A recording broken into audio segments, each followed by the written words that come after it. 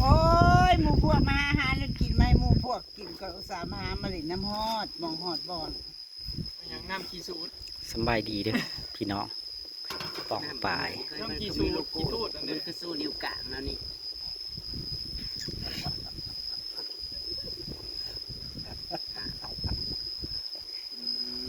นี่เดี๋ยวนี้อยู่ในกลิ่น มันคือ ยั ยุ่ ง ง ไม่ได้เอามือขั้นตีนเหยียบเมื่อวานตีนไว้จะมันเอา ไอเสียวกับแจ็คเอาหนามยังมาให้หมูกิน มันคือเหนียวนะ เบิร์ดเอาไว้พอกหน้า นั่นบาวงว่าน้ำที่คุณเคย ได้อยู่ในกลิ่นมาต้อนหมู่ต้อนพวกกัน หมูสามาตรฐานได้กินน้ำ เอาแกงน้ำไม้คมมาชุ่มเย็น ข้าวนะกาวแต่ข้าวเก้ามาให้กินนะข้าวไม่ไหม้บ่มีบ่ ไว้ขาย กินหน้าเท่าได้ทุ่งกะคือว่าข้าวกับบริโภคเฮาเพื่อให้มันกำมันดับแท้ เข่าเป็นคนห้ำอะไรเข่าตัวบริคนห้ำตะคายบริเวณเลี้ยงแต่เข่าคนห้ำในวันกิน ช่วยเป็นหมูเนาะมาข้าวโพดน้ำมันเอาไว้กิน โอ้ยเย็นเลย ข้าวโพดน้ำนะ สมาล่มแห้งแท้ แกงละไม้กับแกงว่าแซ่ บุ บ ญปากมึงเลยได้กินของสูงนี่ ทุ่งทำได้มึงอ่ะ กาดกระไผ่ มันก็หมดเราได้ อีกาขึ้นไปเอา เฮ้ยจะ กาบินขึ้นไปเอา สมได้สมมาแล้วเป็นอีกาได้เบิ่งในเราไปคาบเอาไอ้นั่นน้ำเผิงนะอยู่ในกลางกอไผ่มันไผ่เห็ดได้สำเรา ได้กินเนี่ยอีกา ได้กินย้อนอีกา มีประโยชน์หลายอย่างด้วยอีกา ได้ หืม อีเท่าได้กินย้อนอีกา เศร้าไม่เสียวเจะอย่าเป็นอีกานั่น เป็นอีหงทอง เป็นอีหงท้องเบิ่งใส่ท้องเต็มตัวนี่สิเป็นอีกา กาคือกา บอบอบอ คงคือคงไม่ไปรับกัดก็ได้หรอก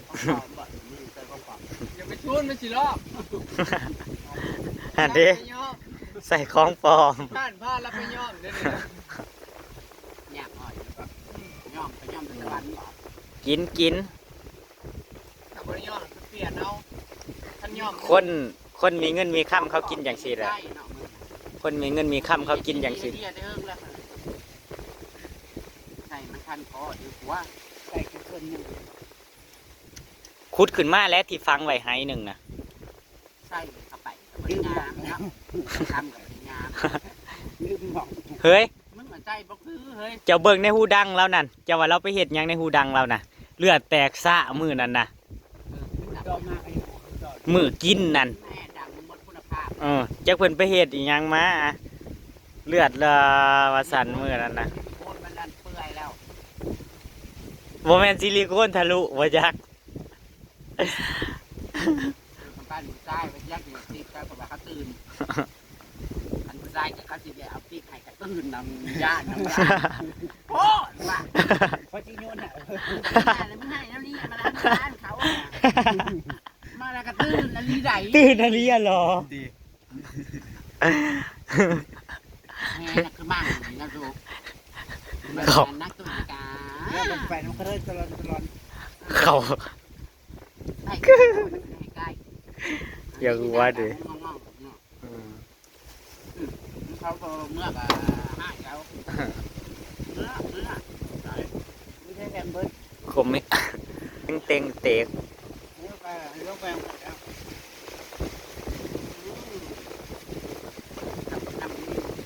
กินขอกับน้ำนิ่มแล้วก็กับบรรยากาศล่มมา เนาะ วอยไปกินแหมเอานั่นเด้ ไปสิกินเบิร์ดเขาได้พอกหนาก่อน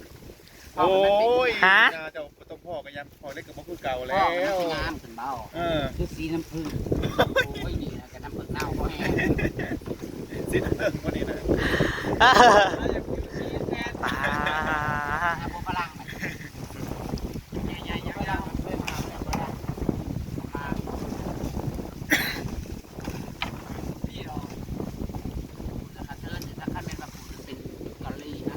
ไปหาพูดไม่ได้เอาเพราะมาเราก็เก็บก็เล่าเพราะอันนี้เอาฝรั่ง เป็นมาดาม มาดับ ง่ายเราอยากเป็นหมา เขาเลยเป็นกะลี่ก็สิกูตื่นไปเมืองนอกเมืองหน้าผู้เล่ เราจะกลับมาเบิ่ง ไปก็ไม่ไป อันนี้มันก็นี่กระจอกกินหาเงินมาเก็บหาเก็บนิดดีๆดอก คนที่เข้าไปอย่างฉันนะเขาได้ฝรั่งฝรั่งเป็นมาดงมาดำผู้ใดอันนี้บ่ดีเมเซียวบ่มีฝรั่งมาจีบจะบอกแต่ก่อนนะเจ้าได้เจออยู่ฝรั่งนะมีมา ผัว บ่มีฝรั่งพะอีหยังมาจีบนิโกอิหยังก็บ่ได้มีมาจีบ คนที่เขาไปเที่ยวแบบนั้นแต่เขามีแต่พวกมีลูกมีเมียนะไอ้ แม่นบ่นะมันกะวัยรุ่นมันกะหลาย ร้ายจะมีแต่หน้า เขาได้ผ่านคืนไปวันๆก็จะอยู่ โอ้ยก็ได้แต่มีแห้งเนาะ แม่ว่านี่หุ่นรอเขามาแล้วนี่เลยบอกอุ้ยมันรอบอกเงินมันใหญ่ใหญ่แล้วนี่ลูกบอกเงินมันนั่น เขาเห็นงานจุดนั้นบ่มีคำว่าบอก เอาเงิน อืม ประธานใจแค่บอ แล้ ก ว เงิ ก็ น บอก ยา บ่มีใจให้ผู้ชายแล้ว ซัก เลิงานไปเอาชีวิต ซักแม่กังเท่า บ่มีใจให้ผู้ชาย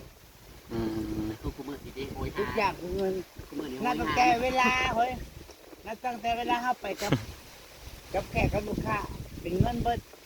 ไปจักชั่วโมงเขาไล่เป็นเงินเบิด มันค่าก้อนจะได้อย่างนี้จะเป็นตะรวยอยู่เลยนะบ่รวยไปมาเงินนำการมันเลี้ยงไปตายหมดมาให้ผัว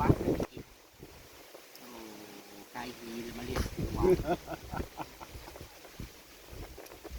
เจแมนดี คนเคย เนาะ ไปเที่ยวปล่อยเคยกายผักต้องเว้นมาเขามาหาพี่ อันนี้ข่อยเห็นอะไรอยู่ในห่านข้างๆข่อย เขาก็มาส่งยามมื้อแลงเขาก็มาส่งเมียเฮาว่าเอาป้าเขาคือหับกันได้แหมหับแบบย่ำบัดย่ำเลิกค่ะก็มาหับเมียย่ำมื้อแรกน่ะมาส่งเมียคู่มือเมียก็งามหลีได้งามเมียน่ะแต่งตัวเขาคือทำใจได้เขา ไปส่งเมียให้เขาอีก ห่านติดกันกับเฮาโลดที่เฮาเฮ็ดน่ะ เดี๋ยวนี้เมียแล้วเขาก็ไปทำมากระพา เฮาจนถามเนี่ยเฮาบอกว่ามีเจ้ามีแฟนแล้วบ่ นั่นพวกหมู่คู่เป็นพวกชนีก็มีผัวเลี้ยงทั้งนั้นมีผัว สงสัยผัวเขา ตม ก็ มาผัว บ่ ก็ไปส่งเฮ็ดงาน เฮาว่าผัวก็ต้องเล่นเนาะ แจ้ง เล่น มา แบบ ไป นี้ หาเมียเลย ผัวไปหับไปส่งเฮาคิดเอ้าเขาก็เฮาว่าเอ้าถ้าเขาคือหับได้แล้วเขาก็บ่มีผิดกันนะเขาเข้าใจกันน่ะดีเลยเนาะ เพราะว่า อยู่ มา นำกันแบบ เขาก็ฮู้ว่าเมียหาเงินแบบนี้ เมียหาเงินแบบ ออก นี้ แขกก็ออกไป อืม อืม เพราะแต่ข้อหมายคือออกไปขอแต่มีเงินมาให้ใส่แล้ว บางมือน่ะมายืนถามเมียนั่นเมียกะกอดกับลูกค้าออกมาได้ การแนวนั่นแหละ แล้วก็ขึ้นรถกอดกับผัวเมื่อผัวกะเฮาว่าเนาะเขากัดคันสิบอกกับเขาเข้าใจกันทุกอย่าง หาเงินสงสัย บ้านเฮากับคนที่เห็นงานในนี้ เจ้าเข้าใจบอกไปบุญเข้าใจนะ เจ้าได้ไม่เสี่ยว แต่ก่อนผัวไปส่งยุผัวไปส่งไปหับยุ เคยได้ผัว เจ้าหู้อยู่ว่าน้องเจ้านั้นมันเป็นกะลีนั่นน่ะเจ้าหู้อยู่มันไปกรุงเทพทำงานอันสุจริตทำอะไรงานอะไรไปน่ะ เจ้าหูยุว่าเราไปประเทศยังเฮ้ยเราไปประเทศยังนะ ขายพอดี สิงคโปร์มาเลเซียเราไปขายโรตี ลงมาเลยเราจะขายโลดีขายดีแล้วขายดีนำแล้วขาย พวกสายขายเด้อไปนะพวกสายขายนะไม่อยากไปเขาคิดเสียไปนำเลย แม่นบ่ ไปเลย แต่เจ้านั้น ย่างไปตลาดน้ำกันนี่ อืม บ้านทุกคนมาจิกผู้ชายไปนำ ได้ ได้เลย ง่าย ส่วนเจ้ามีแต่อยู่ในห้านเนาะบ่ได้ออกข้างนอก เจ้าอย่างก่อนเป็นคนนะ เอาแต่ก่อนเจ้าเคยเป็นนางฟ้าในวงเหล่านั้น นะกันในวงการกันสิว่าน างฟ้า ขาดถล่ม โมเมนต์สมโอติอีกผู้หนึ่งมาจี้จี้ ว่า เน่เน่ๆบ่ ป้ามือ บ่ ป้ามือตะ คือ โก ไป น เป็นเสือโดน บัดมาบ้านพอไอ้กับบอล แต่แท้คือปล่อยซื้อไป วงการนางนักศึกษาจ้า อ๋อน้องฟ้า อิงฟ้า โอ้ยอิงฟ้าโอ้ยมันอิงฟ้าฟังดีๆนะอิงฟ้ากะมา แล้ว เอ เอฟซีที่เคยอยู่น้ำกันเห็นบ่เดี๋ยวมาก็จะเห็นเม่นเลยน้องฟ้าเอ้ย ฟ้า แบบว่า 7 ปี หมู่เพื่อนนั่งนะพี่น้องที่เคยเฮ็ดเวียกเฮ็ดงานนํกันแล้วเขาจือเด็กเขายังติดตามนั่งอย่างสิพี่น้องเขาคอมเมนต์เข้ามา เขาเบิ่งอยู่ น้อง เคยเห็แล้วเขา น้ำฟ้าน้องฟ้าใสอืม เห็นเม่นดูน้อง แต่ก่อน ร้านเกยก็ได้ร้านเกยก็ได้ ฟ้าใสจ้า บ่แม่น แต่ก่อน ฟ้าคืม แต่ก่อนเพิ่นก็โตน้อยๆเนาะหน้าก็วีเชฟผมยาวๆแต่ก่อนนั้น จะเป็นใส่ไอ้ ฮะ จะเป็นใส่ ข่อยเห็นในรูปภาพอัพแล้วก็ข่อยเห็นหมู่เว้าโอ้ เหมือนเจ้าไปเที่ยวมาบอกพ่อเราจัก จัก เจ้าก็เป็นลูกค้า จักว่า เป็นลูกค้า จักว่าเคยซื้อกันบ่จักแม่เสี่ยว เคยซื้อมาจัก อืม เฮ้ยมีว่าคนลาวไปติดคือกัน อืม ติดแบบ เข้ามาละเด้อ ติดแบบ บ่ธรรมดา แฟนกันเลยอะ อืมเว้าความเก่าความหลังมาแอมได้กับม่วนพี่น้องได้ฮู้วะ ใส่ตะกี้หมดแล้วนะเฮ้ยมีแต่ละมือมันต้องได้เซิร์งหมด เรื่องแม่เสี่ยวมาลาก็แห้งอยากฟัง ตะกี้ไม่คิดเลือกตอนงาน แม่นบ่ ต้องมีเงินแล้วก็รอดนะตาดี งามแล้วก็ ถึงโคก งามแล้วก็งามเป็นช่วงๆไง ถ้าบ่รอบ่มีเงินนี่บ่ครบมาคู่มือเด้ซะ เอามือหนึ่งพอแต่ละมือน่ะพ่อ มาคุม พ่อ เงิน คน จะ บ่ มี แม่น คนละเอา บ่ได้ซ้ำหน้าเด้ ไอ้ชูมือนี่ก็คือกันต้องมีเงินต้องรอ แม่นบ่ เสียอย่างเดียวสมองบ่ได้เลือก หันเด้ร้านเคย ร้านเคย สมอง ร้านเคย บ่ได้เบิ่งแต่หน้าตา ร้านเคยนี่ต้องอยู่กับพ่อเสี่ยวเด้อ เลือกคนแต่หน้าตาบ่เลือกคนที่สม พ อ อง แล้วอีนั่นบ่บ้านสิขึ้นมาแล้วอย่ากินหลาย ไม่เสี่ยวขอยถามเจ้าแน่แต่ก่อนนั้นแต่ก่อนกับคู่มือเจ้ายังมีสเปคอยู่บ่เว้าอาลีผู้ชายนี่ เจ้ามี ใช่บ่ เจ้ามีสเปคของเจ้าอยู่บ่เว้าอาลีสเปคหันใดเจ้ามากว่าผู้ชายแบบใดหั่นนะสเปคเจ้านั่น เฉพาะปัจจุบันนี้เดี๋ยวนี้บ่ได้คิดนะ แต่ก่อนน่ะมีเนาะอ๋อเจ้ามากติดเจ้ามากกล้ามใหญ่แล้วก็ตีๆเนาะ ลำ ลำๆตี ๆตำหนักตำล่างนั่นว่าเสียง มาลา เจ้า หมัก แล่น แล้วมักซาดิสมักอุ้มเราได้อะนะตบน้ำ ฟาดตบ สิเอามือ อืม ตบ หมักท่าลิงบักทุเรียนพุ่น มักคนที่อุ้มเพิ่นได้เด้มักคนที่อุ้มเพิ่นได้ ธรรมดาเอาบักทุเรียนเลย ป้าแต่ก่อน แต่ ใส่หยาที่ว่าลบเทียงตกปุกนะเอ้ยบ้านใดระปากนี่บ่ ห้ามจำมาลาเจ้าก็บ่ได้หมักจะหมักสเปกใดนะแต่ถ้าเราต้องสเปกอยู่บ่ บ่บ่ได้ โอ้ยเจ้าอ่อยยังไม่อีนี่มันตายไปก็ตายทิ่มซื่อๆเอออันนี้ตายยังบ่ได้เสียดาย เอาเงินบ่ใช่พยาบาลนอนยังยืด ผ่านมาเบิดล่ะ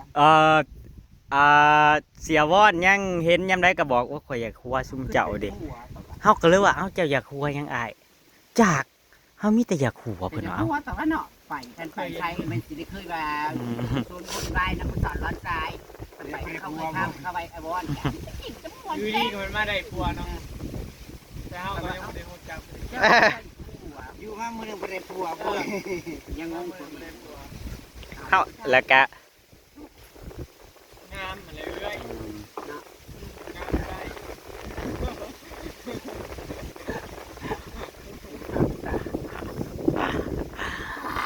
แรงจัดให้เพิ่นว่านะ จัดแนวใดนัก พอลอยไปอยู่พอดีไปใส่กันยากกันได้ แม่น บ่ อยากไปใส่กระสอบบ่ อืม นอนเนี่ย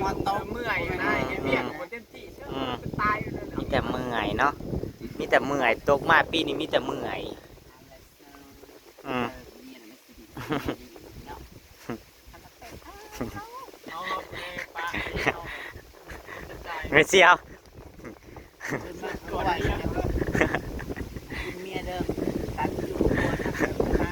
กูก็คิดว่ากูดีที่สุดกับมึงเนี่ยมึงรอดมึงไปหาเอารถสิได้ดีกว่ากูมันมีคนดีกว่าเฮาน่ะมี มันหาได้ก็ดี ที่ว่ามันจะปลาเฮาบ่ได้มันก็ปลาได้เด้อเฮ้ย เจ้าน่ะป้าเข้าบ่ได้ ใครเดียวมันได้ที่ฟ้าก็ดีนะบ่ะ แต่ว่ากูกลัวคิดว่าเขาปลาเฮาบ่ได้เด้อ อืม อันนั้นคือว่ามันสำคัญกับของโพด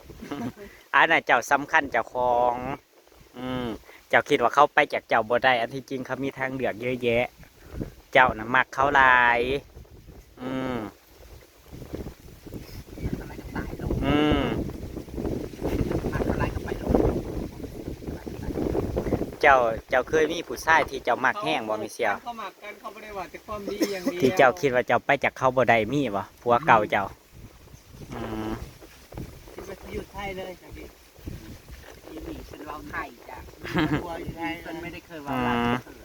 เว้ยสิมาสั่งมาใช้อยู่ ตื่น ลา มานี่ก็หีก ป้า เจ้าเลย ความคิดขนาดนั้นบ่ได้คิดว่าสิได้มาอยู่จุดนี่อยู่ในบ้านในเมืองตัวเองนี่นะ คิดว่าจะกลับมาบ้านป่ะ ว้า ไม่กลัวเด้อ เพิ่นเกิดกลับมา ตื่นมาแล้วครับ ตายยนต์กับบ่มี ก็สิได้มาบ้าน ที่มานี่แล้วที่มันล่าชุดแล้วปกติเรียกมาที่แล้วไม่บ้านไปแม่กับย่ากับแม่ป่วยเลยแม่ป่วยมาอยู่บ้านกันเมื่อนี่เลยแต่คือมาจากไทยเนี่ย ก็บ่ไปเลย ขึ้นมาจากโตนะ ก็ กับ บ่ เสื้อ ไป ผ้า เลย เสื้อผ้าที่โต อืม บ่ได้เอาหยังขึ้นมา แล้วนั่งก็บ่ไป มีห้องมีเสื้อผ้ามีของครบเบิดในห้องนะ อืม ตู้สุขมเสื้อผ้าตู้มีทุกอย่าง อืม ยังลังอยู่ด้วยนะ กาวาขึ้นมาสิลงไปใหม่ แล้วก็บ่ได้ลง ไปลงหรือถ้าปั่น หาที่ยา อ่ะเป็นหยังคือบ่ได้ลงที่เหตุผลที่บ่ได้ลงนะ เอาแม่ย่างบ่ได้ อ๋อแล้วก็เลยเลิกกัน เลิกกันก้อนกันนานแล้ว เอ้าเจ้าก็ซ้ำกันกับน้าสาวเนาะซ้ำกันกับเจ๊เจี๊ยบก็ขึ้นมาเพอแม่ป่วยกันได้เลิกกันพอหันก็ได้คล้ายๆกัน โอ้ยเขาได้เมียใหม่นี่นะเขาเมียใหม่ เอาแม่มาบ่อยู่ทางนั้น เพิ่นก็จะควงปี ไผคิดว่าไผสิมาใจกว้างชอบข่อย พระเจ้าคือเก่งแต่ ข่อยมันน่ะมันในเมืองมันเอามาแล้วก็เอามาแล้วก็มาอยู่ร่วมกัน เขาก็เอามาแต่ว่าบัดแต่เพิ่นน่ะได้เข้าไปเป็นทหาร2ปีนี่เพิ่นบ่เล่นไปเป็นกะลี่ ติดอยู่ทางนี้ยาก เลาะซื้ออยู่เป็นทามปฏิ บัดเพิ่นผัดไปเป็นนางฝ่ายในวงเหล่า มาเขาก็เปิดเผยตอนน้ำกันอยู่น้ำกัน3คน เขาไปเป็นทหารเพิ่นผัดบ่ซื่อสัตย์กับเขาผัดไปเป็นนางฝ่ายในวงเหล่าโอ้ยมันเฮ็ดกับข่อยก่อน เอา ก่อนหน้านั้นแล้ว เพิ่นก็สิประสวดกันแล้วเราคิดว่าเขาสินำเพิ่นสิไปดึงเพิ่นออกมาจากงานนั้นวงเหล่านางฝ่ายในวงเหล่าเพิ่นคิดว่าเพิ่นงามในตอนนั้นเนาะหน้าวีเซฟ เลือกได้ แต่ก่อนแต่ก่อนเพิ่นก็สิเลือกขนาดแล้วเนาะแต่ก่อนเพิ่นงามเด้แต่ก่อนสำนึกบ่ได้ว่าน้ำกดความเก่าความหลังพี่น้อง เอาอีหยังมากมายเนาะพี่น้องเนาะเว้าพ่อเว้านัวหัวม่วนพี่น้องลมแห้งพี่น้องเอ้ยลมแห้งอะลีเบิ่งแน่ เมื่อคืนเนี่ยเฮ้ย มาลมบ่ได้ เบิ่งแน่นี่ บ้าเถอะ ลมแห้งเบิ่งแน่มืดมาอยู่ได้แหล่มาอยู่ได้ซุมเจ้าเบิ่งแน่พูดเป็นงูนมาอยู่ แต่ว่าจะมันไปตกอยู่ไสบ่ฮู้พูดลมแห้งมันผัดไปทางอื่นเบิดพี่น้องเอ้ยคือสิบ่มีฝนดอกมื้อนี้ไปพี่น้องอำลาพาจากเลยพี่น้องตามคลิปหน้าเด้อพี่น้องเด้อขอบคุณที่เข้ามารับชมพี่น้องฝากดูโฆษณาในเด้อพี่น้องเด้อไปว่าวงไปไทยหน้า เฮ้ยเฮ้ย ขายแบบพ่อใหญ่อันนั้นเนี่ยเบิ่งเลยเอามาละ